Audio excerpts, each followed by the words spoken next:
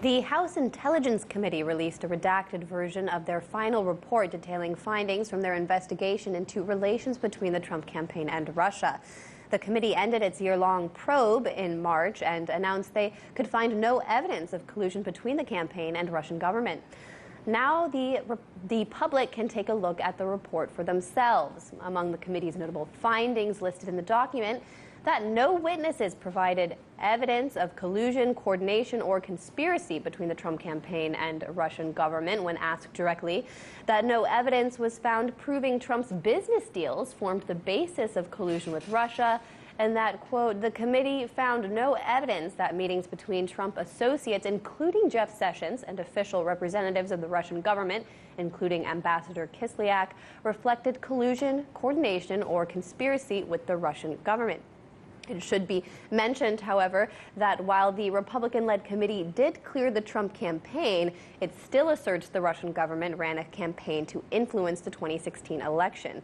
Earlier, I spoke to Dan Kovalik, author of the book The Plot to Scapegoat Russia. I asked him if he was surprised by the report's findings. Yes, this does not surprise me at all, of course, because it always seemed like smoke and mirrors to me. It seemed more like a political stunt, mostly on the part of the Democrats to distract from their horrible loss and surprise loss to Trump. So no, I'm not surprised, and I've seen no evidence yet that's been produced by the FBI showing any collusion, so I'm not surprised that that was the upshot of this report. Well, this report correctly highlights the fact the case brought against former campaign manager Paul Manafort by special counsel Robert Mueller had nothing to do with collusion between the Trump campaign and Russia. And as you know, the charges against former National Security Advisor Michael Flynn seemed to have demonstrated the Trump campaign colluding with Israel rather than Russia. So at this point, what is the Russia probe really based on? Well, right. I think what we're going to see is that the Russia probe is going to have everything to do with things other than Russia.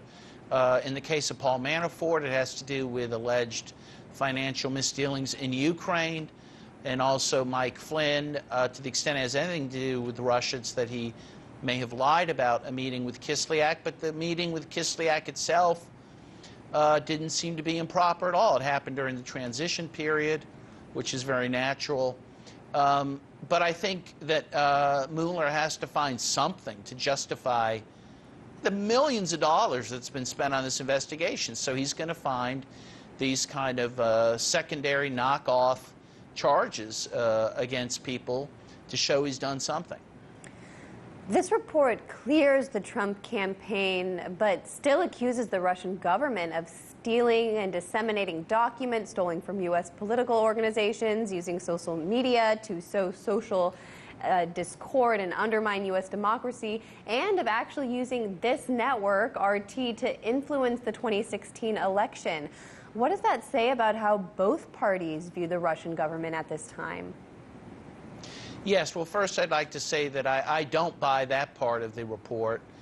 I think it's silliness, the idea that Russia tried to interfere in the U.S. election or tried to sow chaos, which are the words of the Republicans in the report. But as you suggest, it shows that both parties have, a high level of animosity towards Russia, and are going to probably continue to heighten what is now a new Cold War with Russia.